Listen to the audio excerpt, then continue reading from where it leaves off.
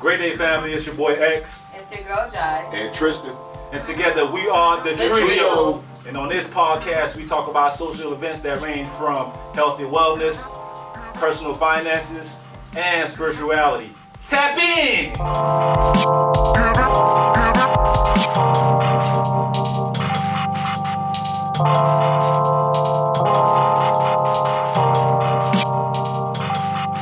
Well, what's up, y'all? We are back at it again with another episode of Trio Talk for the month of April for the fools out there. It's your girl Jai. It's your boy X. Tristan.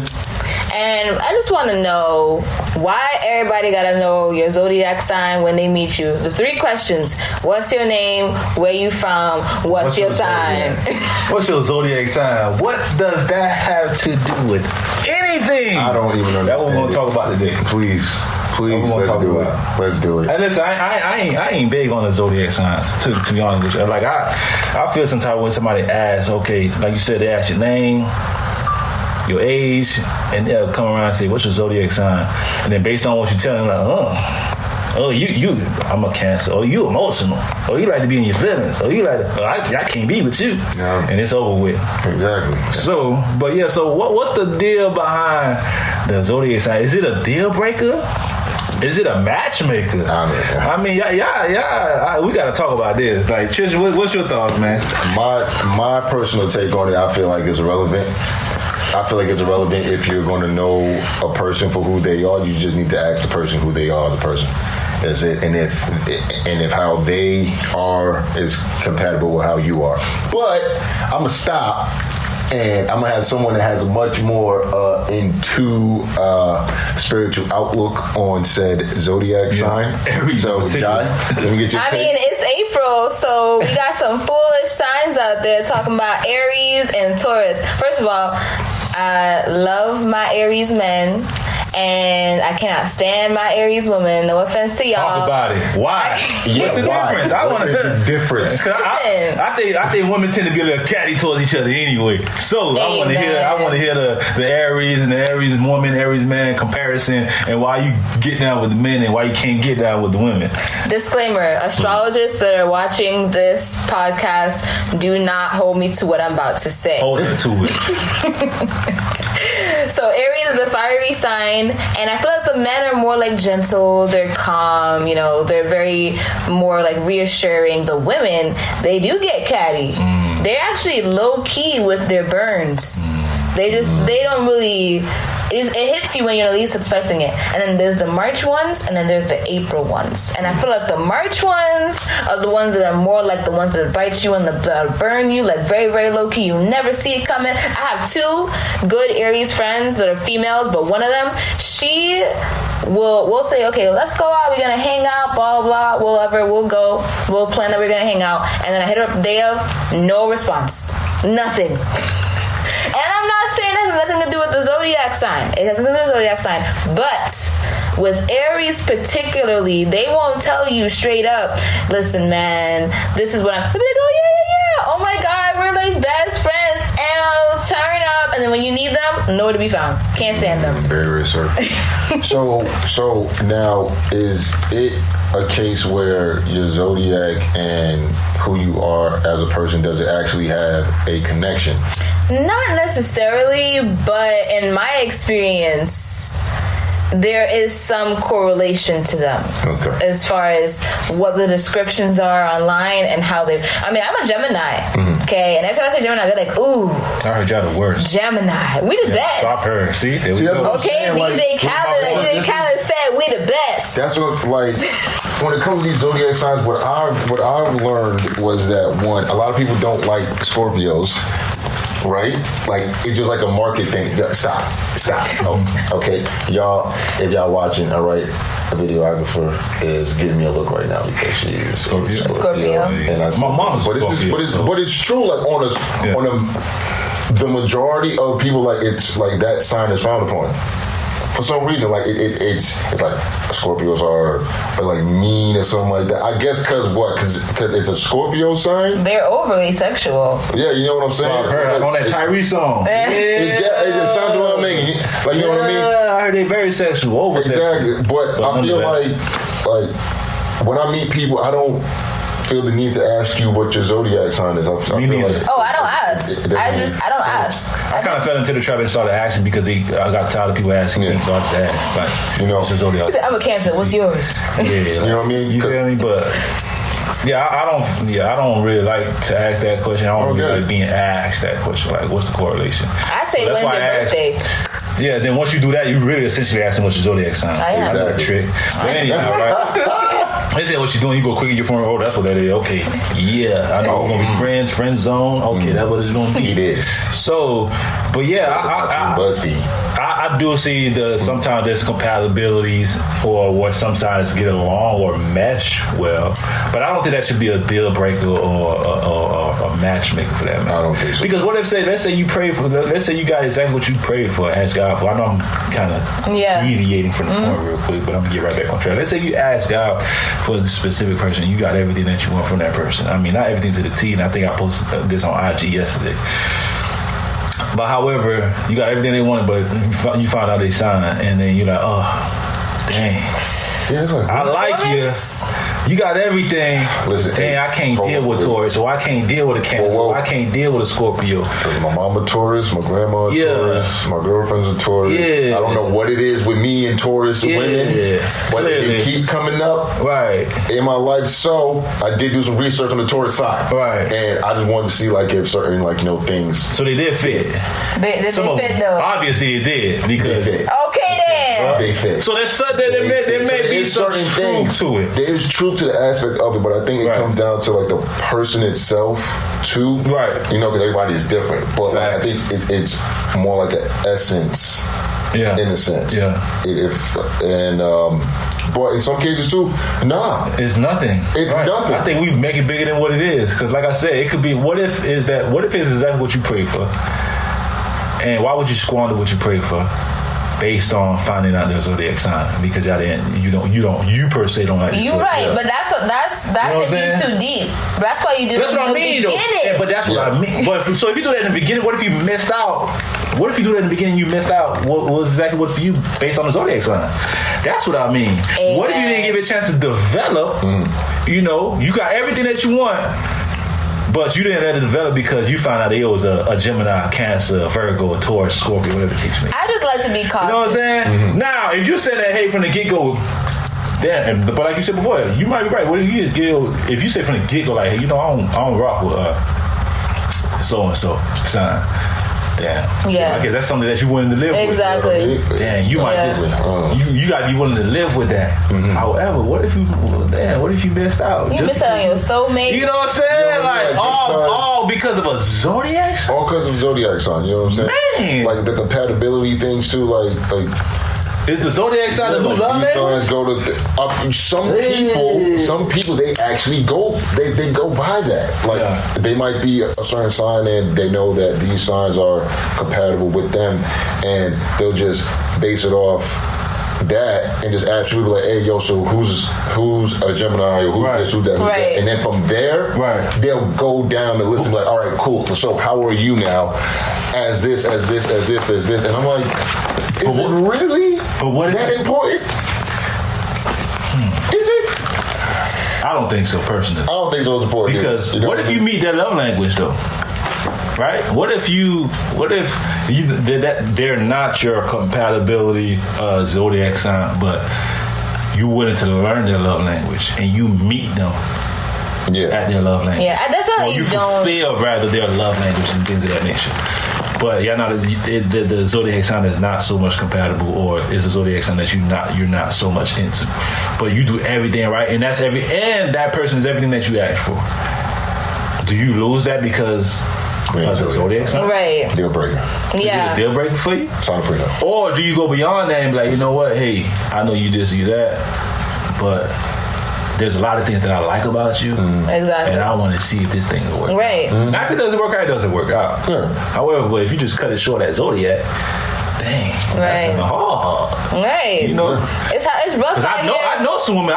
In my experience, I see more so a woman that's into the zodiac thing. That's what I see. They ask birthday. Oh, that's your sign. Yeah. I can't do it. Nah. I never really see it with dudes saying, "Oh, what's your zodiac sign?" Oh, I can't. Oh, you. Nah, I'm not gonna talk to you because of that. I don't know. Yeah. But, yeah. But I mean, that segues into. I mean, zodiacs are cool and all because like they're like the day you were born and that's where you fall on. Right. But that segues into that. One time I gave this girl a reading and she was like, "Is your Saturn in Scorpio?" And I was like, "I just know what day I was born, what time I was born." But I know about like the moon. Your sun is the day you were born. The moon is like based on whatever time you were born, and then there's like the rising sign, the sign that represents like how you feel, what your mood is. So then that's when you go even deeper and you're like, okay, well, I guess I can understand people's personalities, because some people's sun sign, which is the day they were born, doesn't necessarily always display them. Because I'm a Gemini. People say I got 2 personalities, whatever. Y'all just hating anyways. Not 2, multiple. Y'all just hating anyways. You got more than 2, y'all. But my moon is Capricorn, and Capricorns have a very different way of handling things. They're very diplomatic, they're go-getters, they're achievers, and because of that, that's kind of like how I'm perceived, as a go-getter and a doer. And then my rising is Aquarius, which is like the humanitarian side, and the side of me that always... You got one more? I got more, like in each planet, but like the sun and the moon and the rising, which I'm assuming are the stars, are... No, sun, moon, rising. One more? Those are the only ones I know right now. Yeah. Because it kind of remind me of the personality matrix, but that's not. Oh, right, I get what you're saying. But yeah, I can see where they probably get some of these things. And try to there's a sign for every planet. Personalities and all that good stuff. Yeah, there's a sign for like every planet: Saturn, Neptune, Mars, Mercury. Right. Which I haven't gotten that far, but I know the first 3, and I know because of those first 3, I'm like, oh, okay, I can see how this correlates. I don't operate my life that way. I'm like, oh, this happened because I'm a Gemini. No, that's just not. We need to take that deeper too. Not a thing. Like for the people that really truly like live by that and go through, let's say before they start their day, they read their horoscope. Yeah. Well, my horoscope said I was gonna have a good day today, so it must be true. It must be true, but then you probably saying that to yourself. Exactly. That's not a good day for most people. Yeah.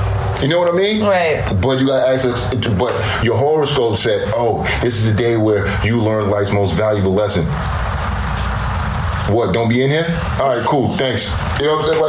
Like it's stuff like that. Like it's where do we draw the line?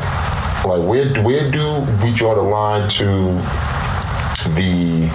I don't want to say it's spiritual. Where do you draw the line with spirituality, beliefs, how you identify or classify people as far as who they are in relationship with you? Where does this fit in? Because for me personally, there's a lot of things out there actually. There's zodiac signs, there's spirituality, there's beliefs, there's religion, there's so many categories. And for me, knowing a little bit of everything, it's like, oh, I like to take a little nugget from each of them, but I don't necessarily say, this is it. Yeah. This is the all truth. Like that's not. Yeah. So and zodiac signs is a theory. I mean, it's science. It can definitely be scientifically proven, but it's still a theory made up by a human being. Yeah. So one thing about human beings, we're all flawed. Yeah. Let's just remember that. So, segueing into the beauty of April, which is Easter and family time and being with others and bringing out your best gear, your best clothes. Yeah, Sunday's best. Everybody's matching, those yellows, those pinks, those blues. Yeah. Gives a good chance for for families to get together. You know what I mean? Especially for Easter time, especially if you have kids and things of that nature too, because kids love the Easter hunt. Yeah. That's like a big thing. I never did that. I never got to Easter hunt. I did it in elementary school. I didn't do the Easter. Easter was not one of my was not for that. Like we said, we went to church. Yeah, so. I just stole the candy that I found. Yeah, and the Easter egg though. I found my candy Easter egg. We had the Easter egg shell, so I don't know. But yeah, that's what we did on Easter. Me, I didn't really. I wasn't really raised up on church. I don't really remember going to church on Easter. Yeah, I did. Even up to date now. So yeah, I was raised in a Baptist home, so that's definitely a thing. Yeah, I definitely never had to experience seeing no bunny costume suit. Yeah, me neither. Yeah, that would have been weird. Hey, you know what? Now that I think about it, you think that wasn't traumatizing for children? It is traumatizing. That's why I'm blessed. Like, you know what I mean? You're 5, 6 years old, and you in the field, something like that, and you see like this 6-foot rabbit. And this scary rabbit looking like with a basket of eggs. Like, hold on. And what does the bunny represent? Yeah, you know what I mean? Like, I don't want you. You know what I mean? Like, what does? I don't know, man. The bunny. Listen, I don't know. I think we let a lot of things go. I don't know much about Easter. We let a lot of things slide. We let a lot of things slide. I don't. Until like, when we were younger, that we should really be questioning now. Right. That being one of them. That right there. 6-foot person in a rabbit suit giving kids eggs to hunt around with. I don't get it.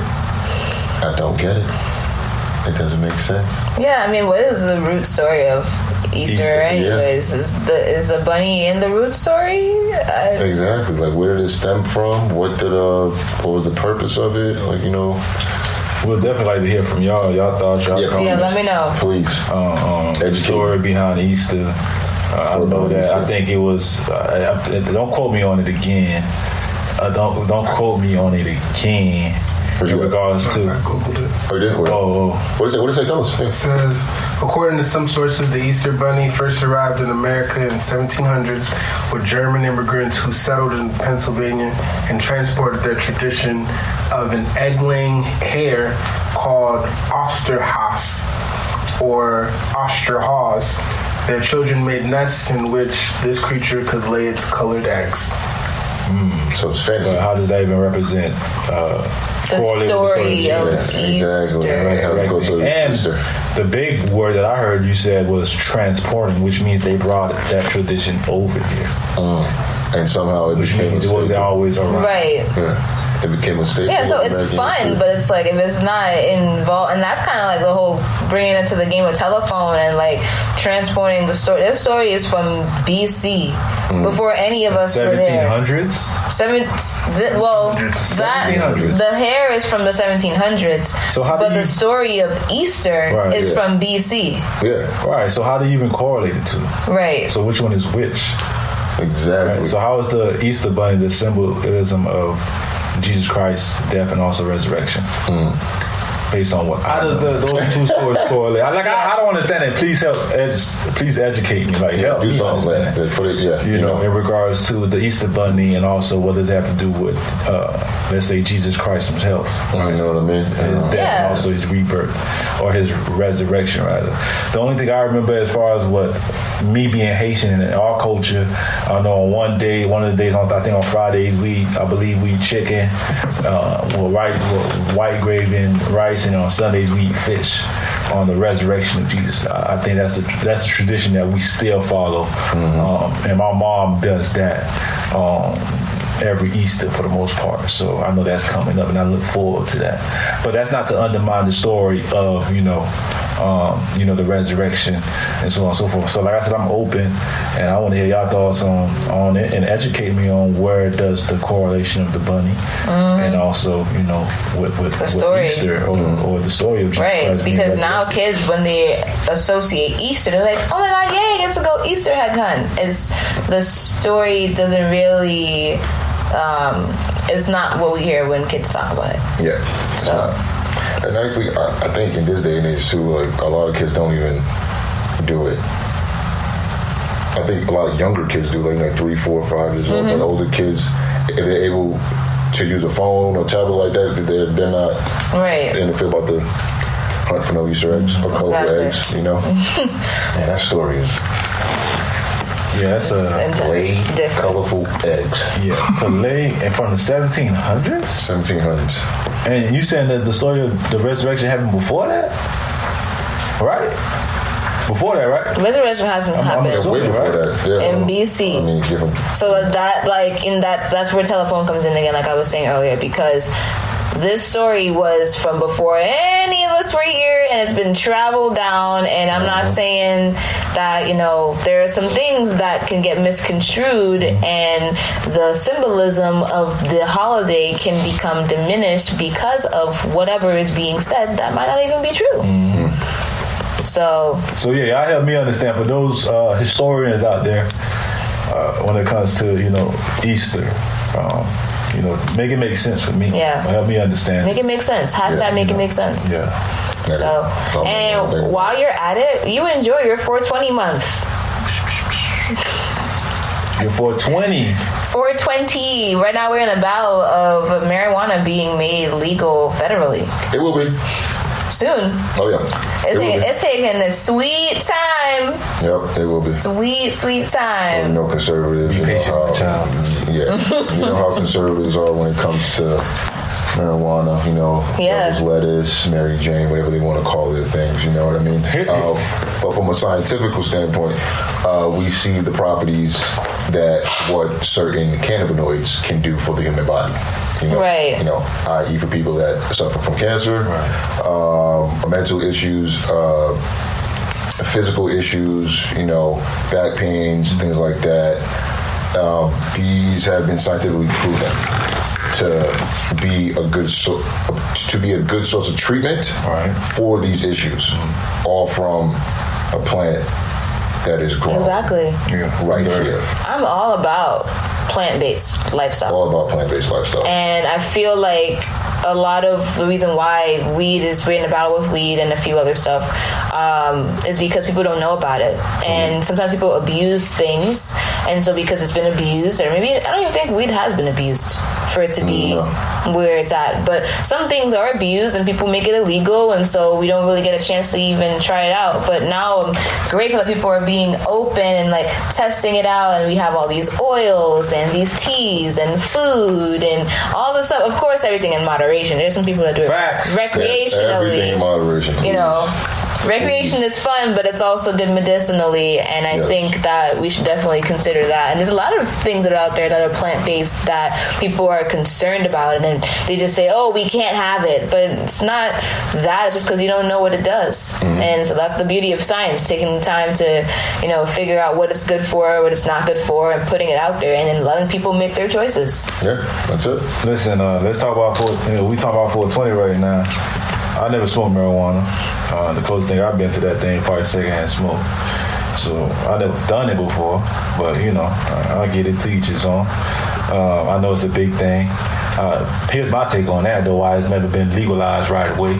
Hey, them people, the government got to find a way to tax that thing so they could get their cut out of it too. Let's just make that clear.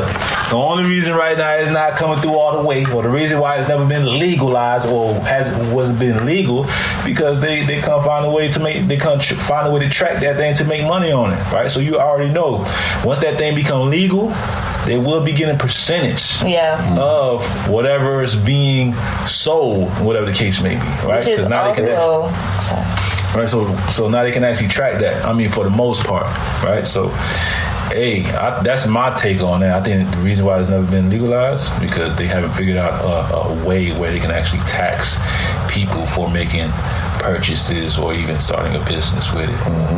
Right. And the states that have done it, the states that have already legalized it for medical and recreational purposes, the taxes are insane. Right. But it's the only way for these businesses to have a business. Right. Like this is just what it is. It's the nature of the beast. It's a big beast. But you know, for you to not be on the other side of the law because of this. You know, this is the battle that you got to deal with right now. So there's a documentary on Netflix, I believe it's called Grass is Greener, if I'm not mistaken, and it talks about the cannabis industry. And there's a huge percentage of African Americans that are in jail because of possession of cannabis. And now cannabis is becoming more prominent, and people are, seeing the good in it. It's kind of shifting into a corporation, if anything. But what happens to the African Americans and the other people that are not African American, but they are in prison because of cannabis? Was that part of the crime bill back then? Was that part of the crime bill? I believe so. Was that part of the crime bill? Yep. Yeah, I ain't gonna get into that. Yeah, we already know who the crime. But I'll leave it at that. We talking about marijuana, so I don't like this it. Is a part of it. So I don't want to get. This is a part of it. You know what I mean? Like, this is a part of it. Yeah. So we already know who wrote the crime bill, based on what I was told. Our current president right now, who's in office and actually targeted most of, we already know, the African American community, who happen to get in trouble for dealing with marijuana. Now that it's about to be legalized, what happens now? Do they get released? And, there's one thing that's more important than money, and we all know that's time. That's probably the most important commodity, right? We're all looking to trade time, get more time as opposed to money, right? We're looking to get more freedom. What we're essentially saying, we want more time. The fact that these people got tried back in I guess the early 90s when, President Biden, got this crime bill written, is these people can't get their time back, for something that they're about to, or they're pushing to. Make federally legal. So are they going to be allowed to start their own business when they get out? Are they going to be forgiven? Is their background going to be forgiven for being in jail for how many years for cannabis? I just want to know. These are questions that are being asked. People are thriving off of this now. Thriving. Right. And people lost time in their lives. Look how the tables turn. Yeah. First, you send people to jail for doing something that you deem unethical or wrong. And then now you're pushing to make it ethical and or right. It's just things like that. Like it's things like that puts my thought process into, when I look at that and look at how this country is run. It's, at the end of the day, it's a monetary value. If I can make any kind of value from this thing on a monetary scale, I'm going to do it, regardless of it was bad back in the day.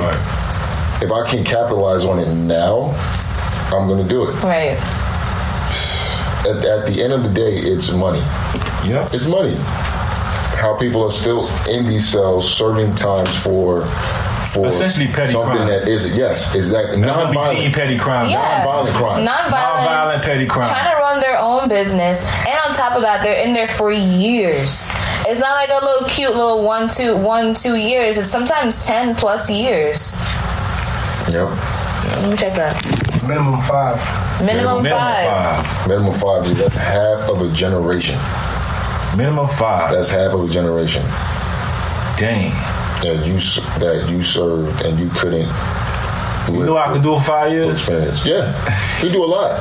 You do 5 months? Yo. That business could be thriving, booming right now. 5 years.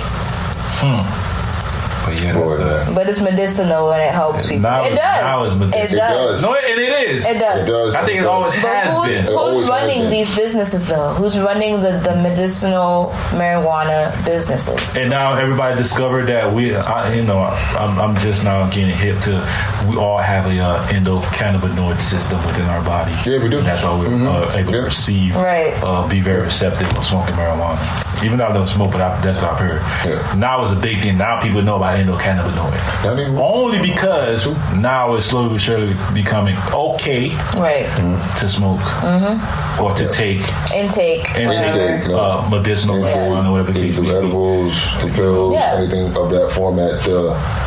the market is changing. Right. It's changing. The marijuana hemp industry is here.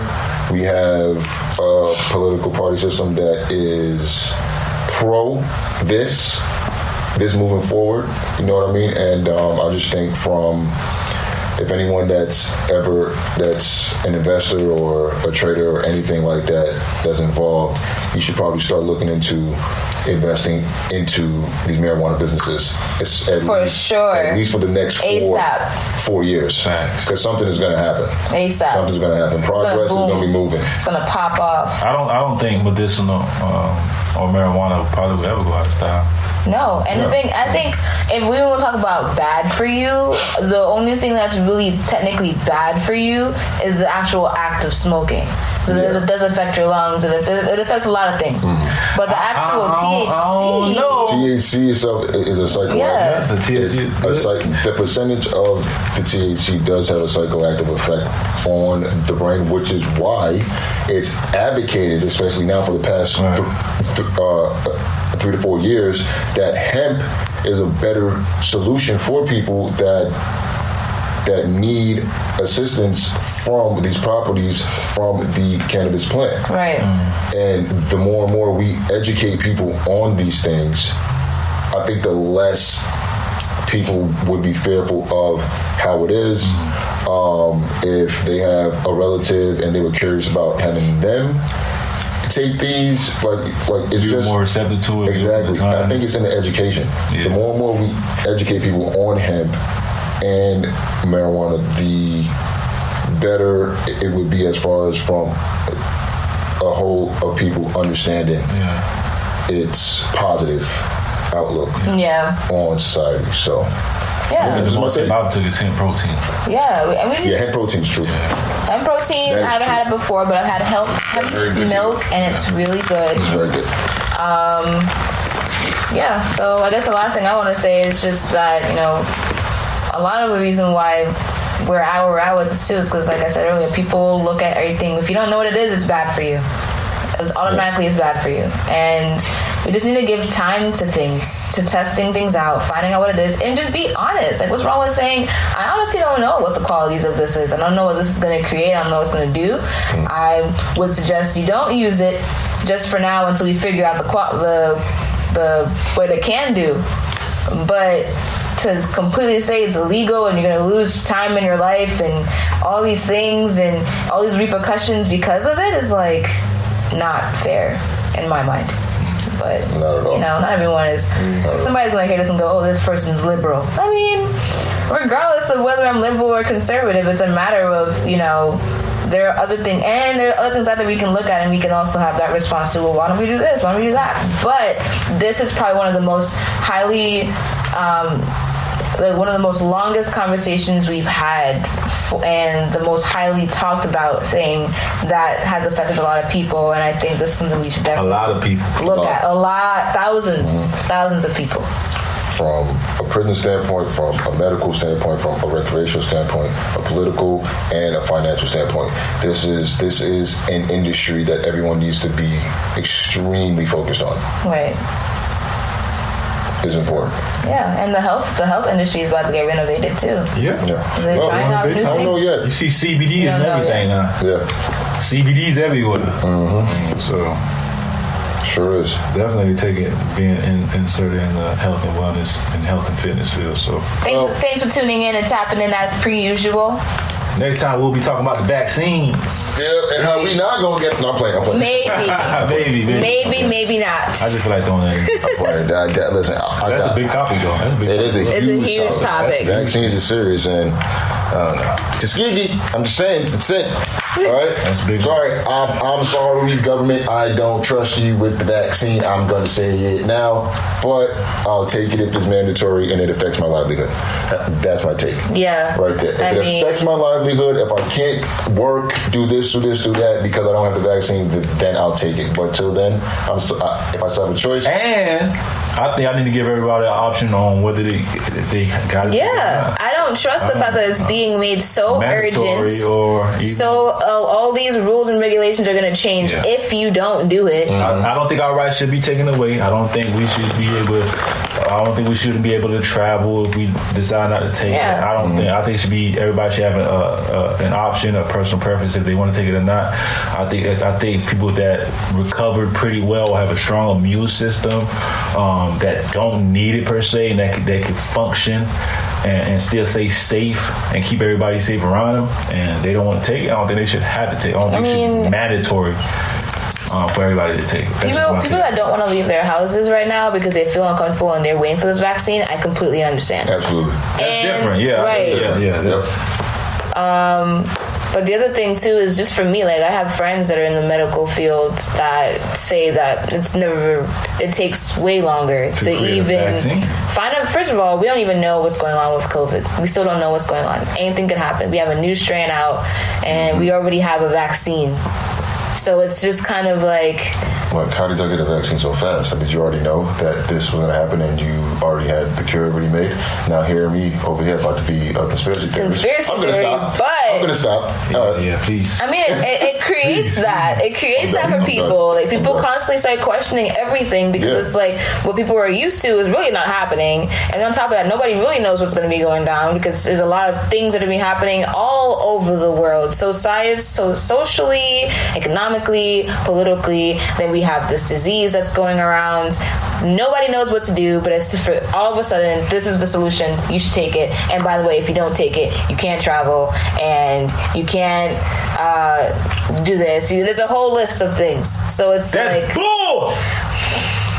Yeah, I don't like the curse, but So, anyways, just gonna sip our tea and end this episode for today.